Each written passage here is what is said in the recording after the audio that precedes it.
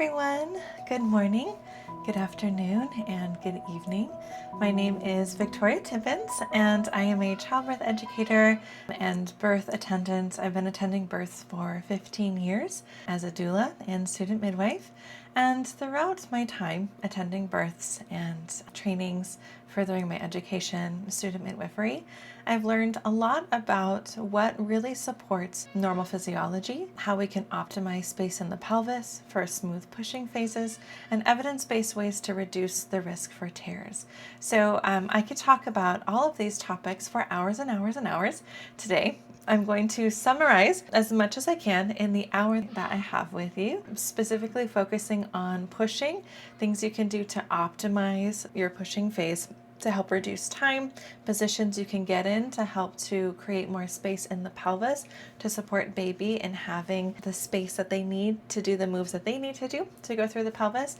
And we'll also touch on some ways that you can reduce the risk for tears. Without further ado, let's talk about pushing. We're going to talk about pushing for an epidural and a normal physiologic birth, unmedicated, so you understand different ways that you can push no matter what path you take for your birth. So to introduce pushing, I first want to talk about specifically the difference between directed pushing and normal physiologic intuitive pushing. Let's talk about directed pushing first. So directed pushing basically means that we are guiding you on how to push, instructing you on how to push. This is very common. It's what you see in the movies, right? When we watch a movie when someone's giving birth, I laugh because those scenes are so super duper ridiculous, but they have shaped our collective understanding of what birth is. It's really interesting. And we have research on this. We are told to believe that birth is something that you can't do without a whole lot of outside support and instruction. And that's the first thing that I want to bring to your attention. It's total BS that you need all this intervention, all this stuff outside of yourself in order to know how to push your baby out. Your body already knows how to push your baby out. And through thousands of years of evolution, birth has been perfected and perfected and perfected. It doesn't really make sense to think that now suddenly from like early 1900s on, we need all this intervention and outside instruction when our ancestors were doing this, right, for thousands of years before. And of course, there is a time when we do need intervention, and there is a time when some people need guidance and support, and sometimes directed pushing feels like a good choice for certain moms. I don't want to make anyone feel like I'm trying to get them to do one thing or the other thing, because I could not care at all what choice you make. What I care about is that you feel confident and educated and informed in the choices that you make. So you're making your own informed choices in alignment with your values, in alignment with your preferences and what feels best for your birth, instead of just going along the conveyor belt model of care where we do whatever we're told the whole time, not really realizing that you can make a different choice, or perhaps there's a choice that would feel better for you, if that makes sense. So with directed pushing, what normally happens is, not always we're instructed to be on our back, but that is quite common. 95% of moms in the US give birth on their back, which is like horrifying, because we know that birthing on your back really is not optimal, but that is a very common practice. So sometimes directed pushing starts with, okay, you're 10 centimeters, or it starts with, looks like you're spontaneously pushing, or maybe the mom has an epidural. A mom has an epidural, and then she says, I'm feeling a lot of pressure. Can you check? Because even with an epidural, like, you won't feel the pain of the contractions most of the time, but you'll still feel pressure. So often moms will say, like, when they're ready and the baby starts to come down, they'll be like, I feel pressure. Can you see what's going on? And maybe the nurse will check and be like, oh my gosh, I see the baby's head. And like, everyone comes in. And then you start pushing. So there's a few different ways pushing can begin. In a directed pushing model, the provider will come in and say, okay, I see you're ready to push. Go ahead and get on your back. Let's pull your legs back as far as we can. And then on the next contraction, I want you to hold your breath, bear it down, like bring your chin to your chest, and engage your tummy muscles and push as hard as you can, like you're having a big poop. That's how we tell moms to push often. Obviously, every provider is different. Obviously, there's variation, and there are some providers whose directed pushing is a little bit more like gentle guidance, where they're not being as instructive. They're kind of guiding you to listen to your body. They're guiding you to go a little slower. And there are other providers that are like, push, as hard as you can. So it's very common for moms to be in this directed pushing experience and to feel like, oh my gosh, all these things are happening to me without like really feeling like you have a lot of control. Maybe you feel scared because people are like yelling in your face to push, and you are like, okay, I'll push, and you're worried that something's wrong with your baby. And then later, maybe they'll say, if you say like, was something wrong? They might say, oh, everything was good. And you're like, well, then why were you yelling at me the whole time? So there are lots of different ways that directed pushing can unfold. I'm going to show you like one of the risks specifically to being on your back with your legs all the way back. So you don't have to be on your back for directed pushing, and you also don't have to have your legs all the way back for directed pushing, but this is common. So I want to illustrate to you so you understand. So if you were on your back with your legs pulled all the way back, what that's doing is it's creating tension on the perineum. So if you could imagine, there is a chain of muscles along the back of your legs from your calves all the way to your pelvic floor, all the way to your perineum. Everything is connected. And so when you stretch your legs really far back like that, what that does is it creates tension on the perineum. And when we create tension on the perineum before the baby even comes out, the perineum only has so much capacity to stretch before it tears. So some of that capacity is already used up. And then the baby comes down, and here comes baby's head all the way to the part that's, I don't have 3 hands, but if you can imagine, all the way to the part that's already kind of tense, and that's going to make it stretch even more. And that increases the risk for tearing. So if we are on our back, which I highly recommend you are not, the only reason that you should be on your back is if it makes you feel the most comfortable. If that position is the most comfortable for you, then that's the reason to do it. Otherwise, there's no other reason to do it, unless there's a medical reason. A medical reason for being on your back would be if you truly needed forceps or vacuum, which are instrumental deliveries. Forceps look like salad tongs. They go along the sides of baby's head and they can pull. And then vacuum it's a vacuum. It's like a little suction cup that goes on top of baby's head and it can pull that way. Forceps can adjust baby's position. Vacuum cannot. Both come with risks for bruising, swelling, hematoma. Very, very, very rare. There are risks to brain damage and skull fractures, but that's very rare. So if perhaps baby's heart rate suddenly declines, and let's say baby's heart rate declines and you're in an upright position, if you're on your back, baby's heart rate might be declining because you're on your back. Birthing in an upright position decreases your risk for a C-section because there's a blood vessel that runs under your uterus. So when the baby is lying on your belly and they're putting pressure, right, well, that pressure is going to put pressure on that blood vessel, which can impact oxygen to you and your baby. So usually, if I was present at a birth, if there was a heart tone concern, and the mom was on their back, though I haven't been to many births with the moms on their back because I'm really, as a doula and birth worker, like, let's get you upright, let's get you on your side, But if that were to happen, maybe getting in hands and knees, even with an epidural or getting upright, is something that we could do to try to resolve that. And if baby's heart rate is still not looking really great and you're pushing and baby's close to being born, you could talk about with your provider doing forceps or vacuum as an alternative to a C-section. And there are obviously risks and benefits to each side, but that is an option that you can talk about, or more position changes. So kind of going back to what I was talking about before, being on your back with the legs all the way back really does increase the risk for a C-section. So not C-section, sorry, for tearing. And C-section, but tearing is specifically. So what you could do if you were on your back is to have your legs be relaxed. So instead of like spread all the way wide open, you could lie on your back and just have your legs open gently if you want to. And once again, the only reason we need to be in this position is if it's most comfortable for you, or there's a medical reason to be on your back, meaning baby's heart rate is going down. We decided to do forceps and vacuum. We need to be on our back for that. So that's all I can think of. Maybe I'll say there's one other reason, which would be if baby's head comes out, and this is called shoulders dystocia. Ignore this little, my kids got my baby doll with a pen. So here we are. Imagine that the baby's head comes out and then it doesn't rotate. It's supposed to rotate like this. So either way, baby's head will turn. So let's say that doesn't happen, the head comes out and it's really tight, like maybe the head only comes out to here. It doesn't come all the way out, it's just coming out to the nose. There are other signs, there's something called turtle sign, things that providers can look for. And if they see that the baby is not turning, is not coming out all the way, if a minute goes by after the head comes out and a minute goes by and then the baby doesn't come, Those are reasons to step in and resolve a shoulder dystocia, meaning the shoulders get stuck.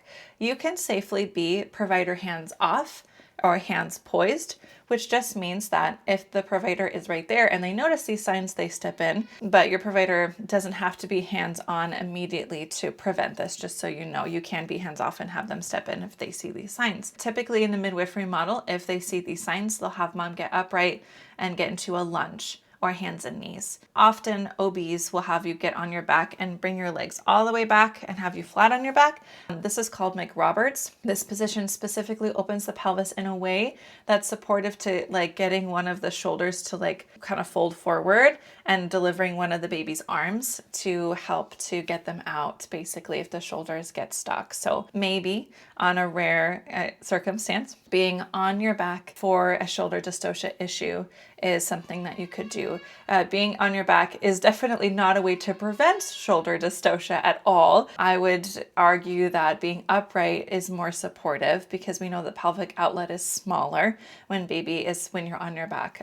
But if there is a shoulder dystocia, that is one way we can resolve it. So that's the only other reason why we would be on our back. So now that you all are thoroughly well versed in my opinion on you being on your back during delivery, let's talk about the other aspects of directed pushing. So the other thing that they'll have you do in addition to getting in a specific position, which I highly recommend you just stay in whatever position it feels best for you, and declining that would just be like, hey, I want you to get on your back, and you would just say, oh no, I'm staying here. And they might say, well, it's policy, you have to get on your back, and you can just say, I said no, right? Just simple.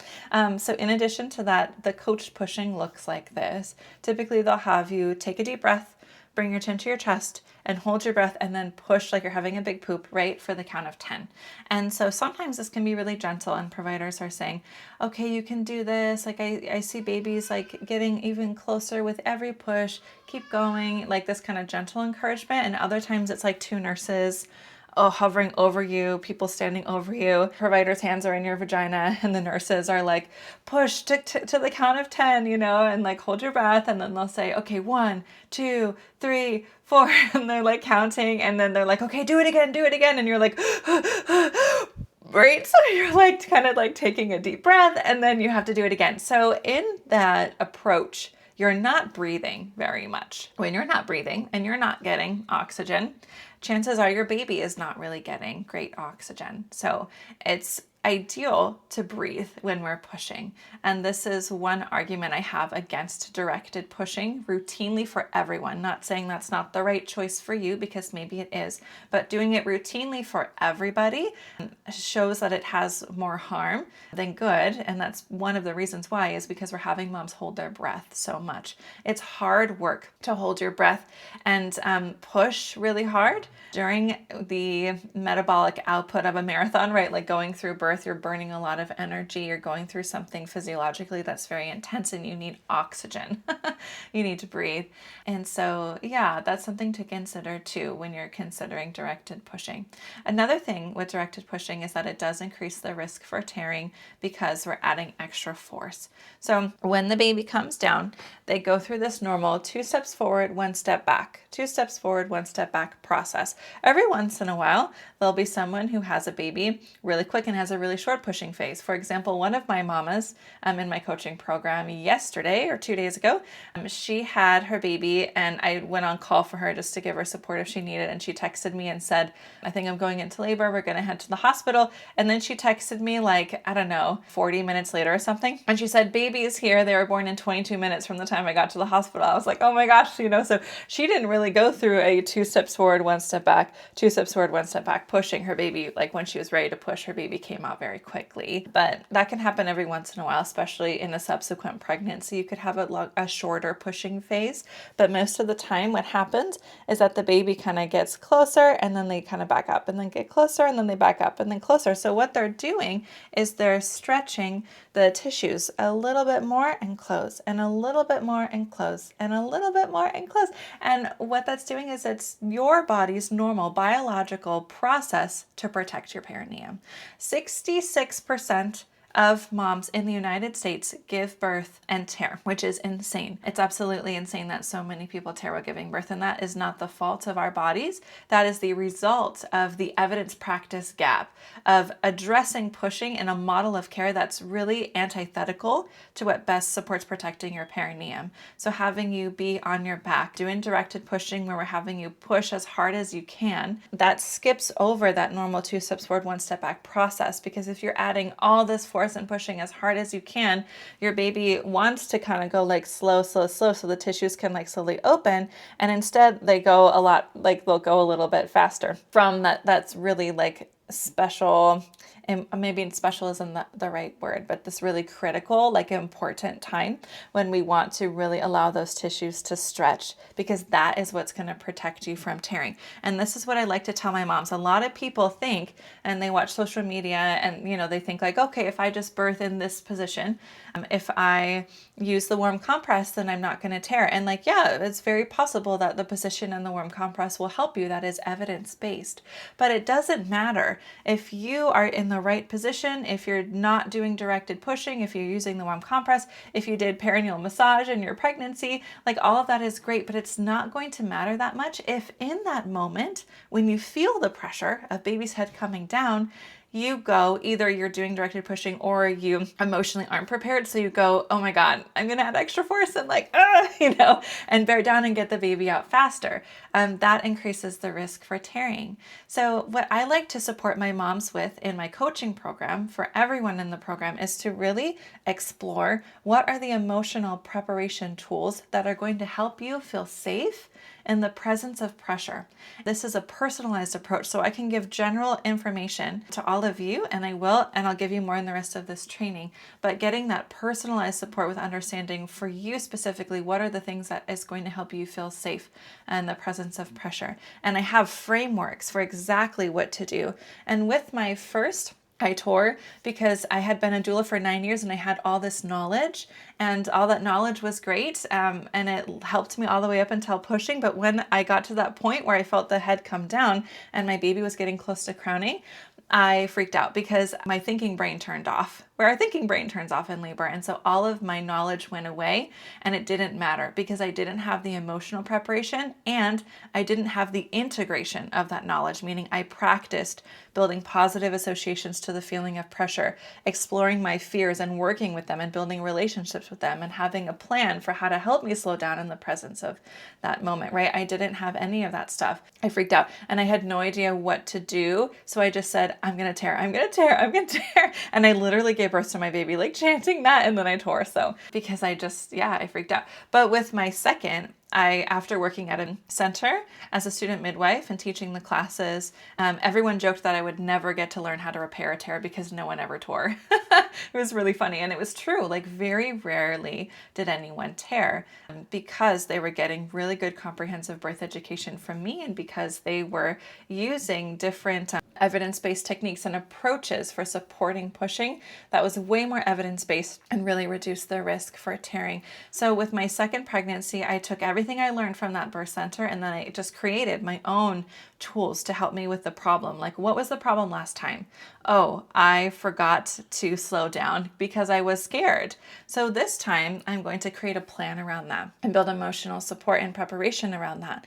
And I created tools and I practiced tools because there's a difference between knowing something and integrating something. So I did that integration. And then when I felt my second baby come out, not only did I not tear, but I didn't even feel pain. I did not feel burning. Same with my third, no pain. It was just pressure. And it was almost orgasmic. Like I feel like after having 3 babies, like I don't know if I want to go through birth again anytime soon, but I just had a baby like not too long ago, but I could go through pushing again. It was a really cool experience. It was very cool. So pushing is not inherently painful, and tearing is not it's not inherent to birth. There are a lot of ways to reduce your risk for tearing. And the approach that I recommend that all of you take is to consider how you want to approach pushing, number one, and we're going to go deeper into that some more in this training. How do we want to approach pushing, because that impacts your risk for tearing, and then the physical preparation that you do and the emotional preparation that you do, and then learning evidence-based tools to help you in that moment to really reduce your risk of tearing. So we want to combine all of these things instead of just like, I want the warm compress. It's really a combination of approach, emotional and physical preparation, and then evidence-based ways to reduce the risk for tearing. And that is why 91% of the moms in my coaching program do not tear, because we do all these things, but we do it in a personalized way, and we're making sure there's accountability and supporting you. If you're like, that didn't really feel good, or that didn't work for me, then let's try something else, right? Yeah, let's talk about spontaneous pushing next. So let's talk about this in the context of a spontaneous unmedicated birth. So we're not talking about an epidural, but I will get into an epidural soon. So in an unmedicated birth, if you're wanting to do spontaneous pushing, you could do directed or spontaneous, either way. What that looks like is first considering laboring down if you want to. So if you start to feel the urge to push, then it means you're ready to push, right? But if someone checked you and said you're 10 centimeters, I think that it's time for you to push, and then they want to start kind of getting you to, do those things. You could do something called laboring down, and this does apply to an epidural as well, but I'll talk about that in the epidural context a little bit later. So laboring down means that we wait a little bit, and it could be 10 or 20 minutes. It could even be 1 to 2 hours after you're 10 centimeters, just to see if your body starts to spontaneously push on its own, to give the baby a chance to get a little lower in the pelvis, because you could be 10 centimeters, but your baby might not be low enough to come out yet, or for you to be ready to push. So we need to both be open enough, and your baby needs to be low enough to stimulate the fetal ejection reflex. So just because you're confirmed to be 10 centimeters, but you don't feel the urge to push yet, doesn't mean something's wrong, and it doesn't mean you have to do directed pushing. If you want to do directed pushing, you can. You could also do some gentle guidance, which would mean that the provider would be more gently kind of encouraging you to do some things to bring baby down. And what that would look like would be like getting in whatever position feels comfortable for you, trying different positions, maybe trying different lunges, opening your legs in a different way to help the baby come down, using gravity on your side, sitting on the toilet. We have a normal pelvic floor release response on the toilet, a birth stool. Hospitals have something called a cub, which is a C-shaped inflatable seat, which is kind of similar. So getting upright is something you can try. Having people also like maybe massage your legs or jiggle your legs, it's called the jiggle, to release tension in the body. That can be helpful too. So there's lots of things you can try. And then maybe with the gentle guidance, they would say something like, on the next contraction, just take a big deep breath and just engage your tummy muscles and push down for a few seconds. And we're kind of more like mimicking spontaneous pushing instead of doing that for 10 seconds and then doing it again. Just trying it and exploring it and see how that feels. And as long as your baby is doing well, then we don't need to do directed pushing. If your baby isn't doing well, it might be good to try some things to take more of an aggressive approach to try to get baby out. But if baby isn't doing well, being on your back is probably not going to help. Being upright will probably help more. So that's a little bit of information about laboring down. One of the benefits of spontaneous pushing is that you're less likely to get exhausted, and laboring down as well. If you start pushing immediately, you can increase the risk of you getting exhausted, and also your labor time begins, right? Your pushing time begins. And there is a clock. There isn't really a set rule around how long anyone can push specifically, unless if you're an out-of-hospital midwife, there's probably rules around your license. I remember as a student, the rule was 3 or 4 hours, but in the hospital, there isn't really a set time. If you are pushing for 3 hours or more, probably there's a positioning issue. Some providers won't be very supportive for you pushing for longer. And this is one of the reasons why it is evidence-based to reduce your risk for a C-section to decline the 32-week growth ultrasound. And I'm not telling anyone to decline this ultrasound. I'm just saying that I'm illustrating the research. It's well researched that declining that ultrasound and avoiding big baby bias does decrease your risk for C-section, because I know a mom who got the ultrasound, was told her baby was really big, pushed for a little while, I don't know how long, but then they looked at her chart and said, your baby's really big. The reason why you're pushing for so long is because your baby just isn't fitting. So we need to give you a C-section. And she got a C-section, and her baby was 7 pounds. So it was not that her baby was big, and it's possible that C-section was unnecessary. That mom had the option to get in other positions, to maybe consider forceps or vacuum, to try for a vaginal birth, or just have more time. And those options were not presented to her because of big baby bias. So that is something that can pop up. But yeah, kind of going back to the benefits of spontaneous pushing, it's less exhausting, and it's more, you and your baby will like get more oxygen right throughout birth, which I think is why it's less exhausting, because you're breathing more. Moms tend to feel like they have more positive experiences, supported in birthing in upright positions, letting their bodies guide the way. And for someone who wants to have that experience, that can feel really supportive. It does also decrease the risk for tearing. So birthing with a spontaneous push, what that looks like is that you'll probably experience something called the fetal ejection reflex. Not everyone experiences the fetal ejection reflex, but most people do in a spontaneous pushing phase. So what that looks like is there are actually 2 reflexes for you to be aware of. Imagine my hand is the back of the vaginal wall. As the baby comes down into the vagina, they're going to put some pressure on a pressure point in the back of the vaginal wall, and that is called the Ferguson reflex. Just another thing that was discovered by a man over 100 years ago and decided to attach his name to it, which is garbage, but unfortunately almost everything in obstetrics is named after men. So we'll move on from that. I'm sure you all can guess what my opinion is on that. So the Ferguson reflex means that basically your body releases more oxytocin in spurts to get you to have your contractions closer together and initiate the pushing phase. The fetal ejection reflex is a reflex that your body naturally does to spontaneously push in the presence of the pressure of your baby coming down. So just like blinking or throwing up or something that you do, sneezing, right? Like without any kind of outside control, your body just does it. And that is what the fetal ejection reflex is. And it's very, very cool. And I've experienced it in all 3 of my births. And I'm really grateful I got to experience it because it was very cool. It was very empowering. And pushing was one of my favorite parts. And often moms tell me that pushing is one of their favorite parts of birth. And I know a lot of moms who have said that the fetal ejection reflex, like when they let that process take over, they didn't feel pain. They felt really empowered. I just interviewed a mom on my podcast. It's called the Peaceful Birth Podcast. And she said it didn't hurt. And it was so cool to feel a human coming through you, and it didn't hurt. It was a really sweet interview. Her name is Savannah, if you wanted to listen to her story. Yeah, so in the fetal ejection reflex, what will happen is that probably you'll go through transition, and transition is that period of time between active labor and pushing, where we're getting near pushing. And sometimes that transition is easy for people because sometimes the body releases some adrenaline, and that might make your oxytocin reduce a little bit to make your contractions slow down, and you might just take a little nap and wake up and feel like the urge to push. Or you might have a more difficulty like throwing up, shakiness, nausea, doubt. That is all common with transition. It's typically very, very short, only like 10 minutes or so. You'll get through transition, and maybe you go through a part where you're like, oh, I'm starting to face self-doubt. I don't know if I can do it anymore. And then all of a sudden your body goes, huh. It spontaneously pushes, and then you're like, oh, I'm pushing. And that's a very cool part of birth. That's very common to feel like, we face our own self-doubt because we have never done this before, and you don't know how to give birth.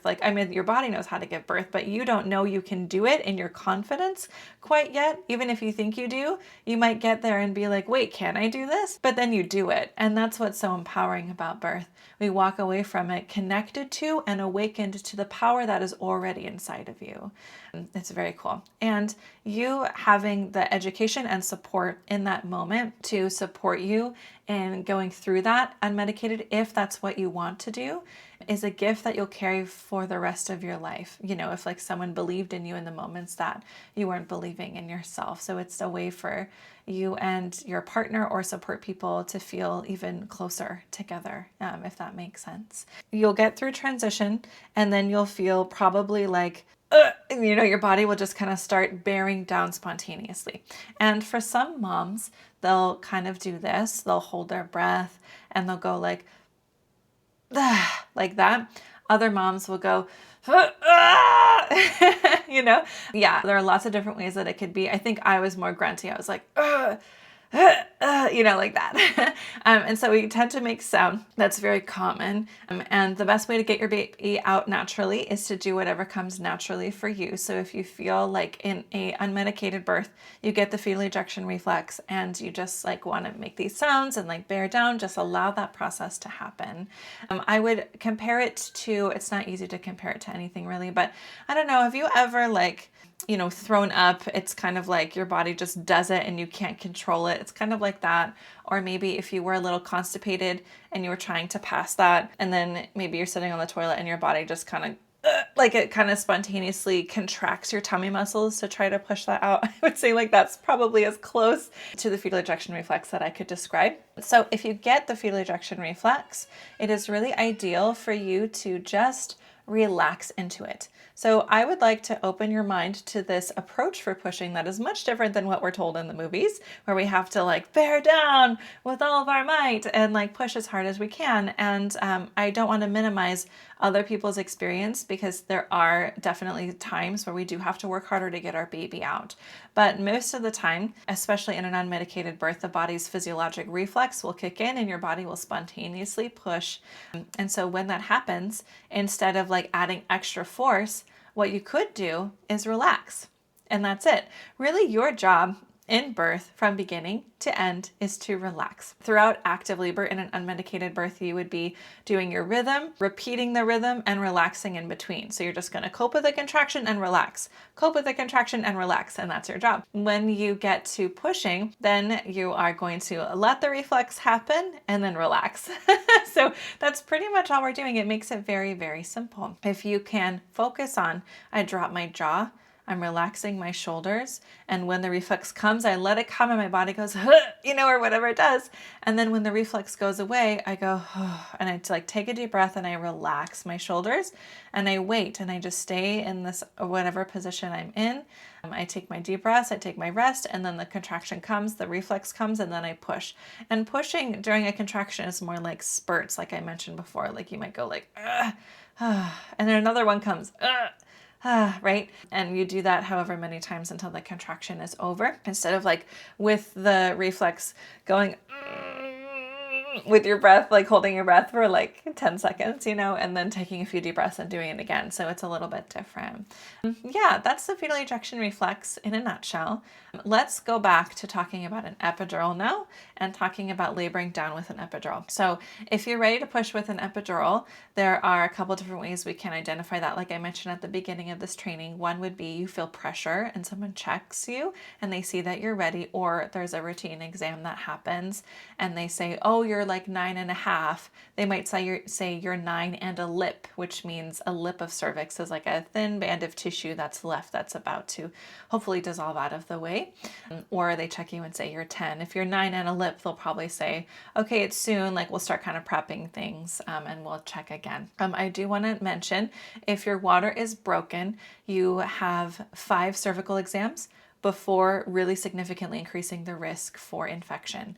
So if we're like going to check you at 9 and then we want to check you again and then maybe you got checked a whole bunch, it is a reason to consider reducing routine exams and just getting them if needed. Because with an epidural, if you don't feel the pressure, but we're thinking we're in a pushing phase, like it might be good to check and know what's going on. We want to make sure we have some of those 5 available to use without really increasing the risk for infection if there is actually a good reason to do an exam. So just wanted to share that. And so what would happen is the provider would probably come in and say, okay, like let's start pushing. And if you had made it clear beforehand you want to do a different kind of pushing, if you have support people who can advocate for that, then hopefully you don't just go into the like, you get on your back, pull your legs back, and we're going to do things this way. And if it's a new provider you haven't met or whatever, that would be the moment to say, we want to try doing this. this for pushing. You could also bring your birth plan that could illustrate this. I have birth plan building workshops on once a month on Mondays. Just go to the calendar tab in school and you'll see that, and you can pop in on the workshop if you want to.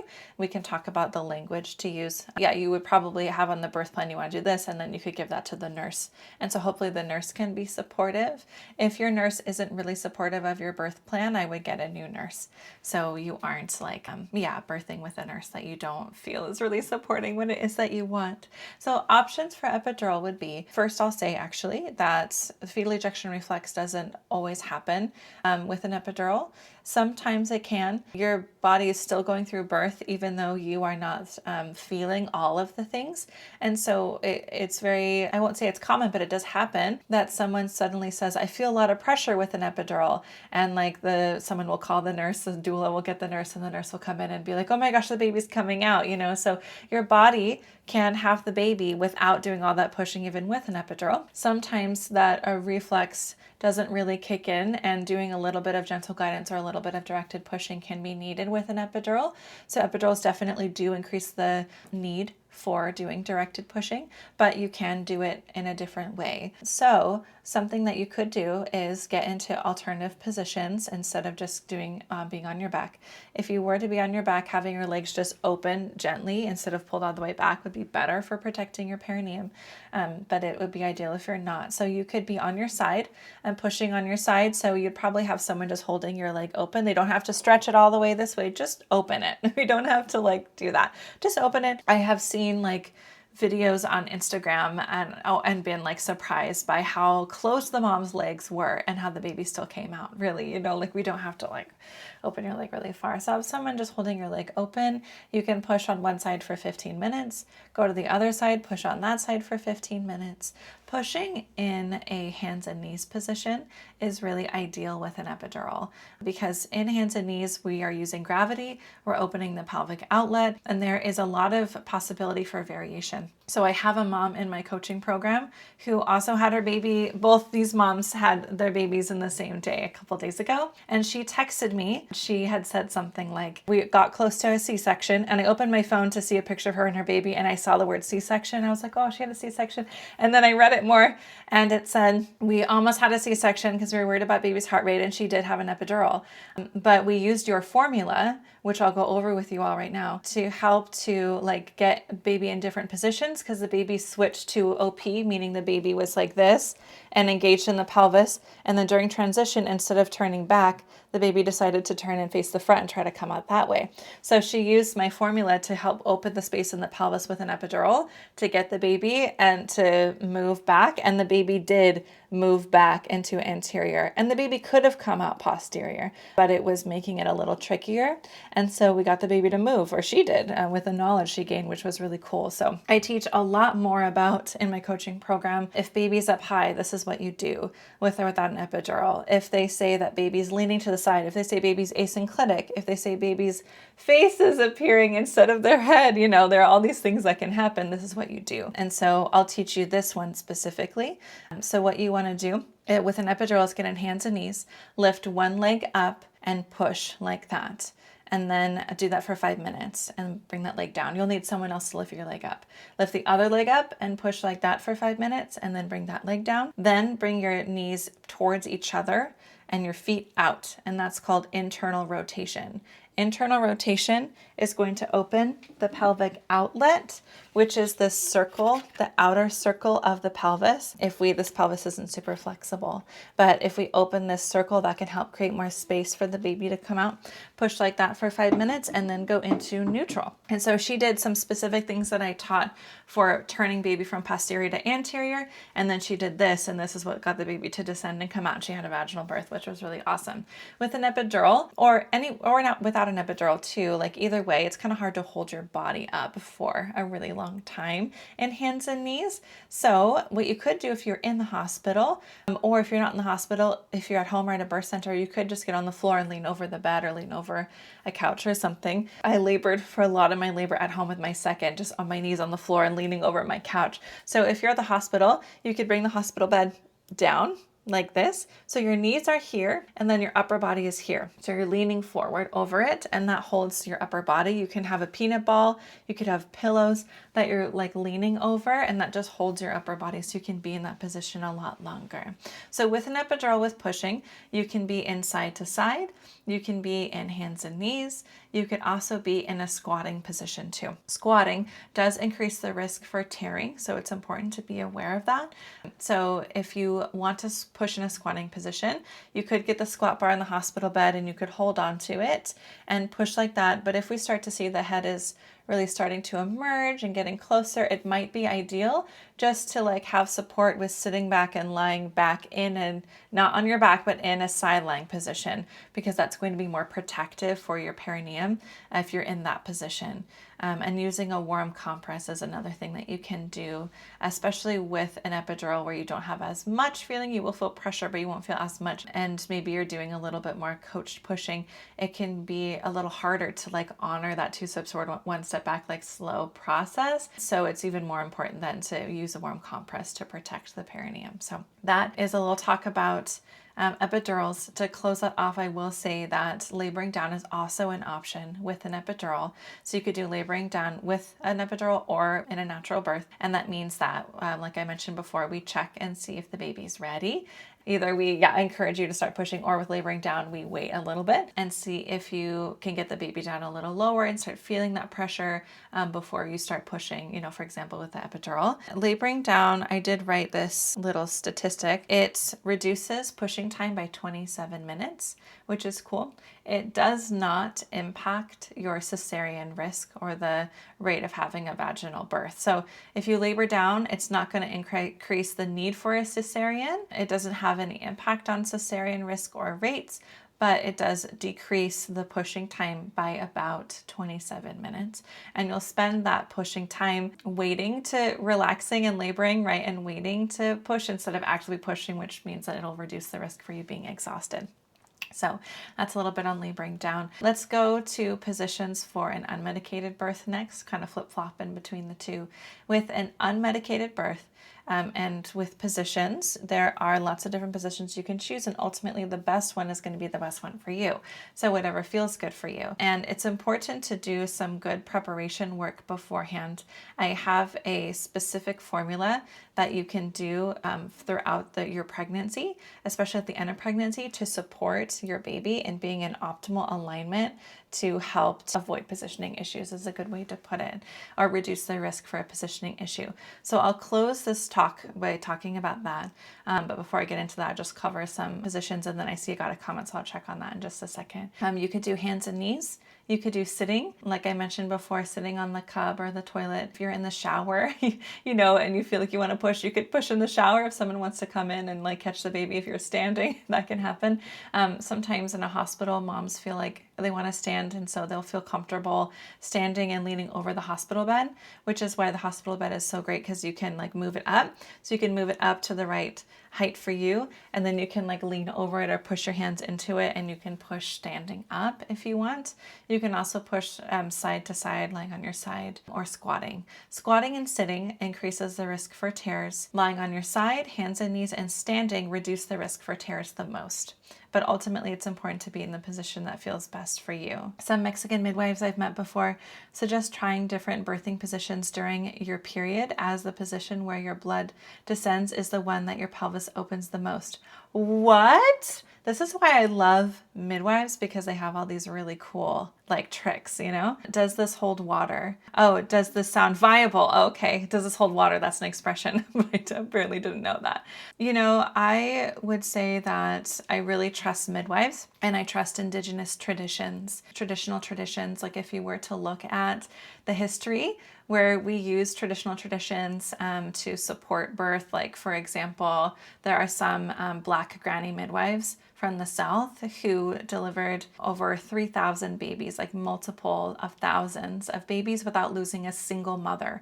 And they do that through tradition, right? Like they've learned these traditions that have been passed down through generations of midwives to help promote safety for mothers and babies. So I trust tradition, and I think that's very interesting.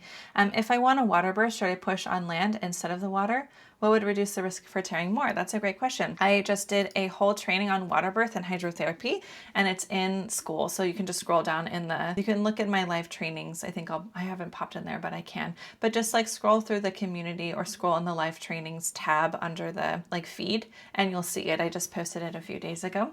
Okay, so to finish up, but before that, I just wanted to talk a little bit about some preparation work. So like I mentioned before, I teach a formula to reduce the risk for a positioning issue, and that can make pushing easier. And so I can't really get into that too much. And this is something I often reserve more for the moms in my coaching program. And it's a very personalized approach that I like to take. So you're not like learning all this alone, but you're learning it with someone who can check in with you and give you ongoing support around it. I do make my spinning babies lesson free in the free birth class. So you can go in there and just look for the spinning babies lesson. And on that lesson, that is one of the many things that I offer in the whole package of the right kind of preparation you can do. That's one that everyone should do. And it can be really helpful. It is an evidence-based way to reduce your risk for C-section, to do the spinning babies to support optimizing space in your pelvis. And that can help lead to a smoother and faster pushing phase, and also a smoother and easier labor, because positioning issues can increase the risk for longer labors and more pain. If you want to learn more about how you can embrace birth feeling really confident and prepared and get more personalized support, I invite you to just to book a call with me. And it's a free birth breakthrough call. And I see one of my moms that just joined is in here. So we did a call and we'll talk about like you and what it is that you want for your birth and what you'll walk away from, whether you want to do my coaching program or not. Either way, you'll walk away with a plan on exactly what you need to do to feel confident and prepared. A lot of the times, moms, it's like we want to feel confident and prepared, but we don't know what we don't know. So it's really hard to like figure all that stuff out on your own, and just understanding like, okay, here are the gaps, right? From someone who can reflect that to you can be really helpful. And then we'll just explore if my coaching program would be a good fit for you, if that's something you think you might want to do. It's so ideal to have someone who can be there to support you every step of the way, compared to like being all by yourself figuring stuff out. And information is great, but and I make a lot of it free because I care about everyone having good births. But like I mentioned before with my doula experience, right? Like I had been a doula for 9 years by the time I had my first, and I still tore because I didn't have any support in overcoming my fear or accountability, and I didn't do any integration or preparation. And then even after that, I didn't even know what to do, and I had to create that and test it, with a lot of people. But it's that personalized support that really changes the game. So book a call with me if you want to. Well, I hope you all have a beautiful rest of your day, and thanks so much for coming. It was great to have you all. This was a really big training, which was awesome.